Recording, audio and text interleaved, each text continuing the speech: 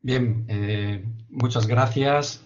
En primer lugar, pues evidentemente agradecer a los tres directores del Congreso la invitación, a los profesores Cotino, Andrés Boich y el profesor Todolí.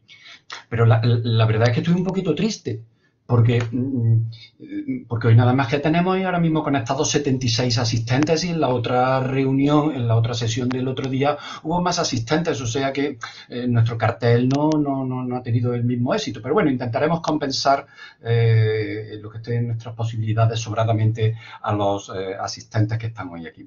Si me lo permiten, voy a compartir una presentación. Vale. Que iré desarrollando. Vale. Vale. Adrián, ¿me confirmas que se ve correctamente o me confirma alguien que se ve Sí, se correctamente? ve correctamente. Vale. Se ve. Bueno. Eh, Hoy yo de lo que les voy a hablar es de un artículo, ¿vale? Casi ni siquiera de un artículo, de un párrafo de un artículo. O sea, de una modificación en el artículo 53.1 de la Ley de Infracciones y Sanciones en el Orden Social, que se introduce, como se ha dicho, en un reciente Real Decreto Ley de enero y que se modifica un pequeño párrafo. Y entonces mi intervención de hoy es hablar de ese pequeño párrafo. Trataremos ese párrafo desde un punto de vista jurídico. ¿Qué es? ¿Qué es? Después veremos qué se está automatizando mediante ese párrafo. Analizaremos por qué se ha hecho por ley y si era necesario que eso se hiciera por ley, en este caso por decreto ley, pero con rango de ley.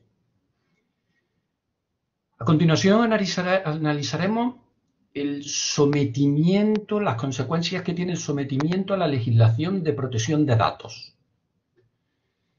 Y finalizaremos viendo a qué infracciones se le puede aplicar ese precepto. Y ya supongo que no me dará tiempo a hablar la última idea, pero bueno, pueden preguntar después en la parte de preguntas. El valor probatorio, ¿no? Cuestiones que plantea sobre la prueba. Son las 5:17, tengo asignados 20 minutos, a los 20 minutos el moderador me sacará la tarjeta roja y me dejará como otros 2 minutos para terminar. Pues voy a intentar, la presentación es bastante ambiciosa, hay muchas cosas que no nos dará tiempo, que yo no podré tratar en ella, pero si después en el turno de preguntas pues podemos profundizar. Vamos a ver ese precepto tan famoso. El precepto es el artículo 53, está hablando del contenido de las actas de infracción. Dice, las actas de infracción de la Inspección de Trabajo y Seguridad Social reflejarán, en la letra A habla de los hechos, y se ha introducido ese párrafo nuevo en rojo, en el que dice que en el caso de actas extendidas en el marco de actuaciones administrativas automatizadas, esas actas deben reflejar los hechos constitutivos de la infracción cometida. Bueno, la ubicación de esta previsión ciertamente es sorprendente, o sea, personalmente me deja perplejo, porque es un precepto que está hablando del contenido de las actas de infracción. Y entonces, en un precepto que está hablando del contenido de las actas de infracción, es donde se introduce en esta ley la posibilidad de actas de infracción automatizadas. No parece el sitio más lógico para introducir esa previsión. El sitio más lógico hubiera sido en alguno de los preceptos pues, donde se estableciera una tipología de las actas de infracción y se previera pues, dos tipos de actas de infracción, las que levantan los inspectores allí directamente y estas otras automatizadas. Pero bueno, la ubicación, como les digo, bastante sorprendente. Bien, y este precepto, esta previsión que hay aquí, ¿qué es? ¿Cuál es su naturaleza jurídica? Bueno, estamos ante una actuación administrativa automatizada. Como tal actuación administrativa automatizada, lo que está sometida es a un régimen legal básico, que es los artículos 41 y 42 de la Ley 40/2015. Esos preceptos establecen una serie de exigencias aplicables a la actuación administrativa automatizada que evidentemente en ese párrafo no se cumplen todavía, no se están cumpliendo. ¿Eso qué consecuencia tiene ya? Adelantando esta conclusión, pues que el artículo, la previsión de esa actuación administrativa automatizada en el artículo 53.1 no es aplicable directamente, sino que necesita de un desarrollo que cumpla con esa exigencia que establecen los artículos 41 y 42 de la Ley 40/2015. Ese desarrollo está ya en tramitación y en la web, ¿no?, del Ministerio está disponible, o estaba disponible hace unas semanas, el borrador de proyecto de Real Decreto en el que se modifica el Reglamento General de Procedimientos para la Imposición de Sanciones en el Orden Social, que tiene un capítulo, ese borrador de proyecto, de proyecto de Real Decreto, tiene un capítulo completo, el capítulo 9, donde se regula, ya de una manera bastante más sistemática, el procedimiento sancionador, con ese título, el procedimiento sancionador promovido por actuación administrativa automatizada. ¿Vale? Pues bien, vamos a analizar esas exigencias que derivan de los artículos 41 y 42, pues poniéndolas también en conexión con lo previsto en ese borrador de proyecto de Real Decreto. Bien, ¿a qué exigen esos dos preceptos? Esos dos preceptos exigen tres cosas.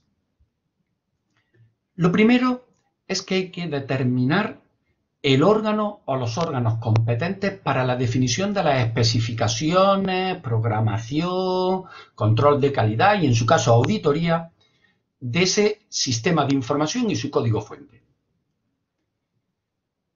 Por tanto, se tiene que decir quién es el órgano competente para definir esas especificaciones. Esas especificaciones, de lo que estamos hablando es de la delimitación de los elementos jurídicos y de los elementos técnicos que se van a utilizar. A fin de cuentas, lo que ahí les sintetizo como la definición del algoritmo. Ahí lo que se tendrá que determinar es qué infracciones se van a incluir, frente a qué sujetos, de qué fuentes van a salir esos hechos constitutivos de esas infracciones, los elementos que se van a tener en cuenta para la graduación de la sanción, y esos elementos que se van a tener en cuenta para la graduación de la sanción, de dónde también van a salir, de qué datos van a salir. Bien, pues todo eso, todos esos elementos jurídicos y también los técnicos, ¿no?, son los que me va a definir ese algoritmo. Y eso es lo primero que tiene que identificarse, es el órgano competente para definir ese algoritmo. Aquí planteo la primera pregunta para un debate. No sé si al final pues, estarán de acuerdo con lo que voy a decir o no, pero ¿podemos introducir elementos de oportunidad en ese algoritmo? Les pongo un ejemplo más claro fuera del ámbito social, del orden social. En los radares para medir la velocidad de los vehículos en las vías públicas, imaginemos que un radar está situado en una vía que tiene una limitación de velocidad en 50 km/h, ¿vale? El radar, pues bueno, por cuestiones de legislación metrológica, pues juega con unos márgenes y entonces pues hay unos márgenes de más o menos un porcentaje que son los márgenes de control metrológico. Bien, pero por ejemplo, me consta y se hace así, pues la administración competente puede decidir que ese radar no es que se vayan a sancionar todas las todas las infracciones de vehículos que superen los 50 km/h, sino que puede poner, por un criterio de oportunidad, por un elemento de oportunidad, puede poner el margen en que se van a sancionar pues aquellos que superan los 65 km/h. Y eso se hace. O sea, hay elemento de oportunidad. Entonces, Vamos a trasladar eso aquí. ¿Caben introducir esos elementos de oportunidad en el algoritmo? ¿Se puede definir, por ejemplo, pues en el algoritmo para cierto tipo de infracciones que sean quizás infracciones muy masa, ¿no? Muy masificadas, que la primera infracción que cometa esa empresa y que detecte el sistema, esa no se va a tramitar acta de infracción? Evidentemente es un elemento de oportunidad porque la infracción se está cometiendo. O que solamente se van a tramitar de esta manera automatizada estas infracciones cuando se traten de empresas que superen cierto número de trabajadores o cierto volumen de negocio que puedan coger ese dato de algún tipo de declaración de impuestos sobre sociedades o cualquier otro elemento, ¿no? Entonces, ¿caben introducir esos elementos de oportunidad en el algoritmo? Evidentemente el riesgo es la arbitrariedad, la discriminación, pero desde mi punto de vista entiendo, y si después lo podemos debatir, entiendo que sí caben introducir elementos de oportunidad, ¿no? Que es lícito introducir elementos de oportunidad. Más aún, en algunos casos entiendo que es necesario introducir esos elementos de oportunidad, ¿no? Su riesgo de sancionar, de convertirse la administración, a la mejor aquí, de manera automatizada, en una máquina sancionadora imparable, ¿no? Tercera cuestión. De lo que habla el precepto, el artículo 41, es que hay que determinar el órgano competente para definir esas especificaciones. Pero no dice nada de que finalmente la aplicación informática que se vaya a utilizar esté sometida a una aprobación. Lo único que dice es que tiene que definirse cuál es el órgano, tiene que determinarse cuál es el órgano que va a definir las características de ese sistema. Yo entiendo que va de suyo, que va implícito, que si hay un órgano que tiene que definir cuáles son esas especificaciones, no basta con definir esas especificaciones. Evidentemente, alguien tendrá al final que aprobar esa aplicación informática de tal manera que manifieste que esa aplicación informática cumple pues, con esas especificaciones que se han fijado. No basta con que el órgano diga las especificaciones son estas, ¿vale? Pero después usted tendrá también que manifestar que eso que alguien ha diseñado ahí cumple con esas especificaciones. Si se van al artículo 41, fíjense que habla, dice, y en su caso, auditoría del sistema. Por tanto, la auditoría de ese sistema antes de su puesta en marcha no es obligatoria. Sin embargo, desde mi punto de vista, y creo que cada vez más por aquí van a ir la tendencia, es que esas auditorías deberían efectuarse. El libro blanco de la Comisión sobre Inteligencia Artificial va por ese camino y algunas de las sentencias que ya se han mencionado en este foro, ¿no? Pioneras, la francesa, la propia de belga, pues también va en ese camino de que esto es necesario una auditoría y yo creo que se va a acabar imponiendo esta necesidad de la auditoría. Y finalmente, esas especificaciones tienen que difundirse públicamente. En la ya derogada ley 30/92 sí se exigía, se decía que esas especificaciones tenían que hacerse públicas. Eso no significa publicar el algoritmo, pero bueno, sí dar algún tipo de información de carácter público, o sea, lo que se llama una información activa, un régimen de transparencia activa sobre esas especificaciones. Entonces, yo creo que sí sería deseable, hay administraciones que lo hacen, por ejemplo en la administración tributaria, en estos procedimientos automáticos, que hacen pública esa resolución en la que aprueban, ¿no? La utilización de ese procedimiento automatizado y donde, pues bueno, cuentan algo, ¿no? de las especificaciones, de los datos que trata, de cuál es el órgano, de cuáles son sus consecuencias. Entonces yo entiendo que eso, pues sí, debería hacerse también público. La segunda, contenido de esa exigencia, bueno, algo de esto, algo de esa publicidad se consigue algo, no todo lo que yo estoy hablando, pero algo se consigue mediante la aprobación de ese, cuando se apruebe, de ese modificación de ese Real Decreto, porque claro, en ese Real Decreto ya se incluyen algunos de estos elementos sobre los que se tiene que informar. Y la segunda contenido, hay que determinar también el órgano responsable a efectos de impugnación. Bien es cierto que este acta de infracción, lo que aquí se automatiza, es un acto de trámite. Por tanto, en principio no es recurrible, no es impugnable, pero como veremos dentro de algunos minutos, puedes acabar siendo impugnable. Por tanto, hay que identificar el órgano responsable a efectos de impugnación. Eso yo no lo he encontrado que se haga en ese proyecto de Real Decreto, con lo cual entonces lo que habría que aplicar son las reglas supletorias que regulan, en este caso tiene una regla supletoria la propia normativa de infracción en materia en el orden social, una regla supletoria de carácter sancionador, ¿no? Entonces habría que aplicar pues esa regla supletoria sobre el órgano competente para a los efectos de impugnación.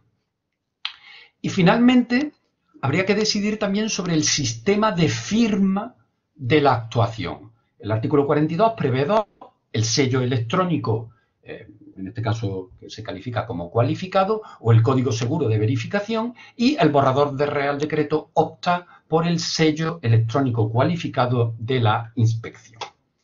Bien, esas son las exigencias a las que obliga esa actuación administrativa automatizada. ¿Pero qué se está aquí automatizando? Bien, aquí lo que se está automatizando es la generación de actas de infracción, la generación de las actas de infracción. Y esas actas de infracción son, a estos efectos, el acuerdo de incoación del procedimiento administrativo sancionador. Eso es lo que se está aquí automatizando. Introduzco algunos complementos sobre esta idea. Primero, es verdad que lo que se está automatizando es el acuerdo de incoación del procedimiento sancionador.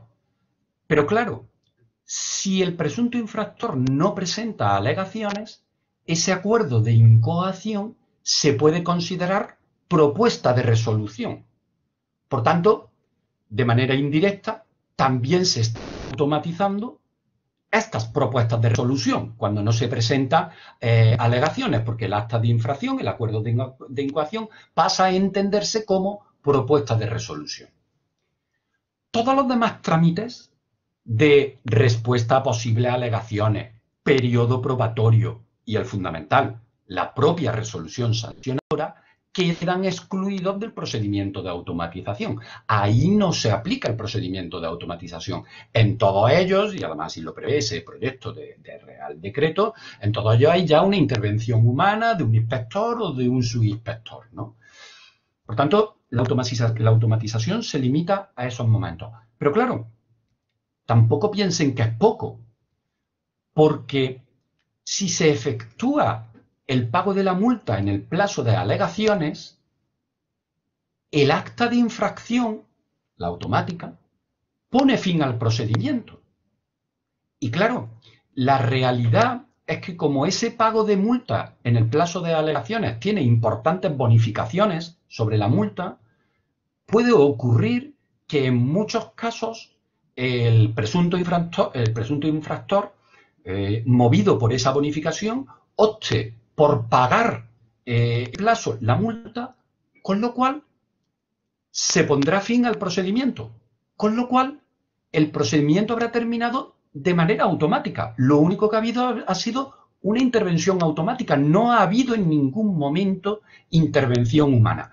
Aquí, por ejemplo, en este último, con respecto a este último punto, es lo que les decía, que claro, una cosa es que uno pague la multa en ese periodo de alegaciones y por tanto se pone fin al procedimiento, pero claro, uno si quiere puede irse al contencioso administrativo, eso no lo impide la legislación, con lo cual por eso le he dicho que esa actuación automatizada, aunque es un acto de trámite, pues en este caso puede ser un acto de trámite de los que de manera excepcional cabe contra ellos un recurso contencioso administrativo, con lo cual tiene que identificarse el órgano que es responsable a efectos de ver ante qué tribunal se lleva esa impugnación, ¿no?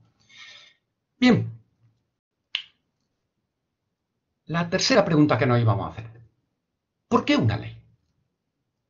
Evidentemente, lo previsto en la Ley 40/2015, esos artículos 41 y 42, en ningún momento exigen que esa actuación administrativa automatizada tenga que estar prevista por ley, ni por un asomo.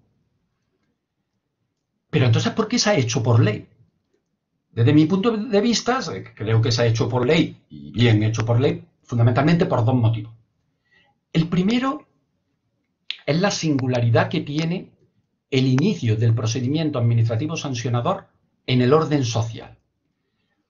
En otros muchos ámbitos, lo normal, por ejemplo, piensen en consumo, en turismo, es que hay un inspector, realiza una inspección, levanta un acta de inspección que manda al órgano competente y ese órgano competente decide si incoa procedimiento sancionador o no incoa. Sin embargo, aquí es distinto. Aquí el acuerdo de incoación es un acta levantada por el inspector. O sea, el inspector está dictando un acto administrativo que me incoa un procedimiento sancionador, lo cual es singular, ¿no? No es un órgano el que está decidiendo la incoación del procedimiento sancionador, es directamente el inspector.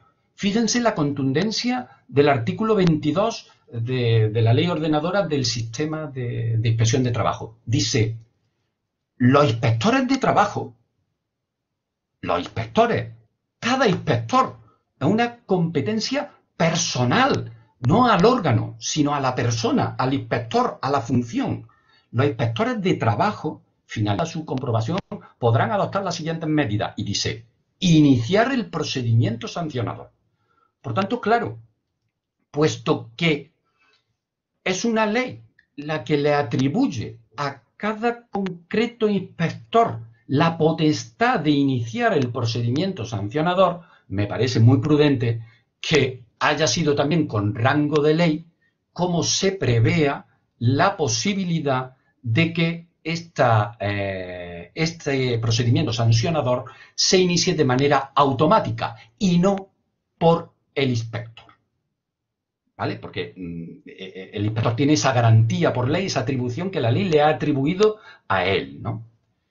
Pero además también creo que está bien que se haya hecho por ley por algo que veremos de la legislación de protección de datos, pero eso lo veremos ahora inmediatamente, ¿no? ¿Cómo queda el sometimiento? Vamos a ver, las 15, 25... 20, ¿cuánto tiempo llevo, Adrián? 15... 25... Ahora 20 minutos. Pero bueno, que 20 minutos, bueno. 5 minutos de margen tienes. Vale, Entonces, perfecto. Todavía es la tarjeta amarilla, no te preocupes. Vale, perfecto. Bien, ¿cómo se somete esto a la legislación de protección de datos? Bueno, evidentemente esto implica un tratamiento automatizado de datos. No hay procedimiento automatizado sin este tratamiento automatizado de datos. Eso significa que, claro, porque la legislación de protección de datos lo que protege es los datos de carácter personal, no las personas jurídicas, sino a las personas físicas. Pero claro, aunque sean personas jurídicas, la verdad es que, claro, personas jurídicas también cuando traten datos de personas jurídicas se están tratando datos de nombres de los trabajadores, números de cotización social de esos trabajadores. Claro, esos son datos de personas físicas sometidas a la legislación de protección de datos. Por tanto, aunque fuera el presunto infractor una persona jurídica, la regla general es, porque va a acabar tratando datos también de personas físicas, es que están sometidos a la legislación de protección de datos, ¿no? Esa legislación exige respetar lo que se llama el principio de legitimidad en el tratamiento, pero bueno, el principio de legitimidad en el tratamiento lo que exige es que ese tratamiento de datos tenga un respaldo normativo. Tampoco exige que tenga que ser por ley, tiene que ser contundente por ley, ¿no? Pero bueno, por aquí ya algo de que la ley tampoco sobra que estuviera por ley. Pero además, el problema es que si el infractor del que aquí estamos hablando es una persona física, ya no es que solamente está sometido con carácter general a la legislación de protección de datos, es que además se somete a un artículo concreto del Reglamento General de Protección de Datos, que es el artículo 22, sobre decisiones individuales automatizadas. Y ese artículo ya sí que exige una legitimidad específica, con lo cual empieza a ser ya conveniente, quizás no incluso necesario, pero sí ya bastante conveniente, que esa legitimidad ya me quede más claro en una norma con rango de ley. No solamente que esto deviene de la potestad de inspección genérica de trabajo, no, es que está previsto este tratamiento automatizado en una norma. Y ese artículo 22 exige unos derechos, que ahora mismo ya no los voy a desarrollar, el derecho a ser informados, y eso después en las preguntas lo vemos, el derecho de acceso, pero sí que me quiero detener que exige además que se tienen que adoptar unas medidas para salvaguardar los derechos del interesado. Entre esas medidas está el derecho a obtener intervención humana del responsable, a poder expresar su punto de vista y impugnar la decisión. Desde mi punto de vista, eso se cumple con las garantías propias del procedimiento administrativo sancionador. Usted puede efectuar alegaciones, la normativa exige que eso las tenga que ver un inspector o un subinspector, y usted va a recibir una respuesta sobre eso, y además usted podrá impugnar la resolución final. Por tanto, yo creo que estas garantías que exige este precepto se cumplen con las garantías propias del PAS. Segundo, exige también garantizar una exactitud en los datos. Ahí hay unas recomendaciones de un grupo de trabajo que se llama el Grupo de Trabajo del artículo 29, que recomienda nuevamente el tema de las auditorías, o sea, que estos sistemas automatizados sean sometidos a auditorías para que se verifique que hay esa exactitud en los datos. Y finalmente, como en este ámbito del orden social puede afectar a datos especialmente protegidos, sobre todo el de la salud, ¿no? Empieza en enfermedades profesionales, bajas por enfermedades, prestaciones por ese tipo, pues aquí se exige una especial intensidad del principio de proporcionalidad si afecta a esos datos. Bien, ¿qué infracciones? El precepto no distingue por el tipo de infracción. Ya saben que la LISOS distingue tipos de infracciones en materia de relaciones laborales, en materia de infracción de prevención de riesgos laborales. No se distingue ni por el ámbito ni por la gravedad. No se dice que vayan a ser solamente para las leves. Puede ser una leve, una grave o una muy grave. Lo que sí se exige es que esa comisión del ilícito debe derivar de datos antecedentes e informes que obren en la inspección de trabajo, o que obren en esas bases de datos que la inspección de trabajo puede exigirles auxilio y colaboración. Por tanto, el hecho ilícito, la comisión del hecho ilícito debe derivarse de datos que ya obren en, digamos, los expedientes administrativos, las bases de datos administrativas. Por tanto, no pueden requerir investigación, no pueden requerir una valoración de otros elementos, sino que tienen que derivar directamente de él, ¿no? Evidentemente se necesita un análisis previo de cada una de las candidatas y evidentemente se puede empezar con algunas infracciones e ir avanzando a otras. Yo les pongo aquí algunos ejemplos de a lo mejor infracciones que serían candidatas a este sistema.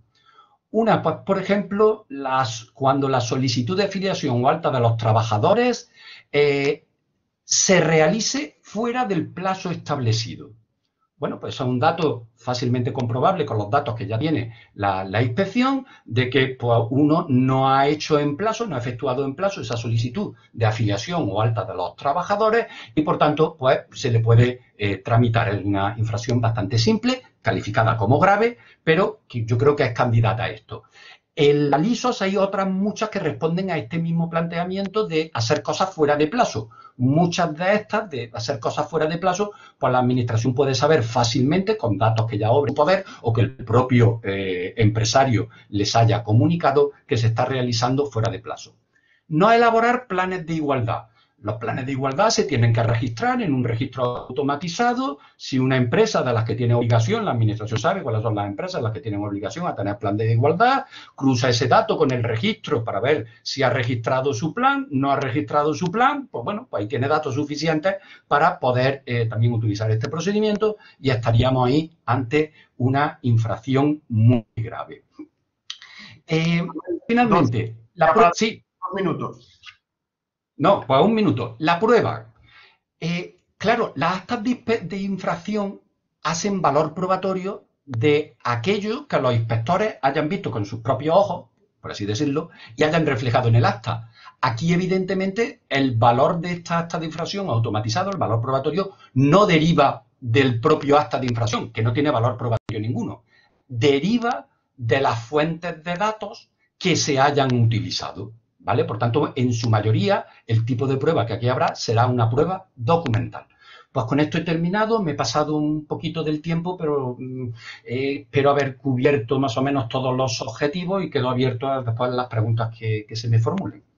Muchísimas gracias. No, la verdad es que el papel de moderador es muy complicado, sobre todo cuando es tan interesante lo que se está escuchando. Es muy difícil. De hecho, yo veía el tiempo, pero me resistía a cortar porque efectivamente es muy interesante. Y de hecho, este tema salió en las preguntas ya en la anterior sesión. O sea, que son temas que efectivamente a la audiencia le interesan y que, bueno, en el tiempo de preguntas seguro que hay tiempo para desarrollar. Yo, de hecho, ya tengo un par